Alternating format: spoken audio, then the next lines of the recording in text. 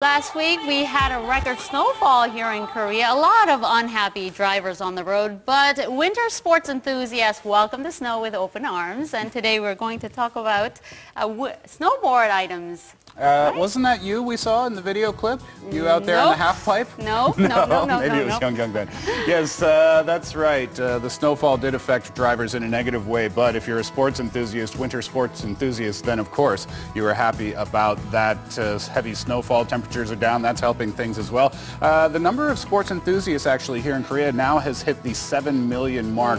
That means busy slopes. And today on our Hot Item segment, we're going to be looking at the latest in technology for snowboard items. So I'm excited. We've been having some fun in Hot Items recently, haven't we? You're right. All right, so let's get started. We're going to talk about the bindings first. We'll talk about the snowboard itself in just a moment. But this is from Buzz Run, and these bindings are fantastic, actually. The important thing when you're talking about boots and bindings, you want the boot to fit comfortably in the binding so you can step into it easily, right?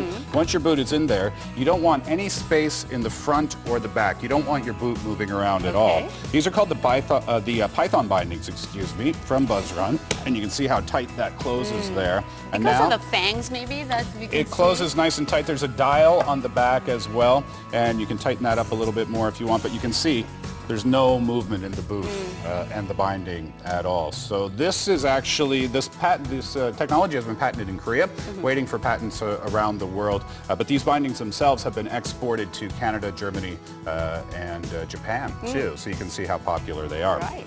All right, now let's talk about the deck. The deck of the snowboard has something called cambers on it. The cambers are the curves. It's not exactly easy to see. The camera doesn't pick it up that well, but there are curves on the sides of the snowboard, on the front and on the back. And again, they're called cambers. So flat cambers is good for speed. If you're a speed enthusiast, that's what you want. If you're a trickster, then you want really curvy cambers on the board.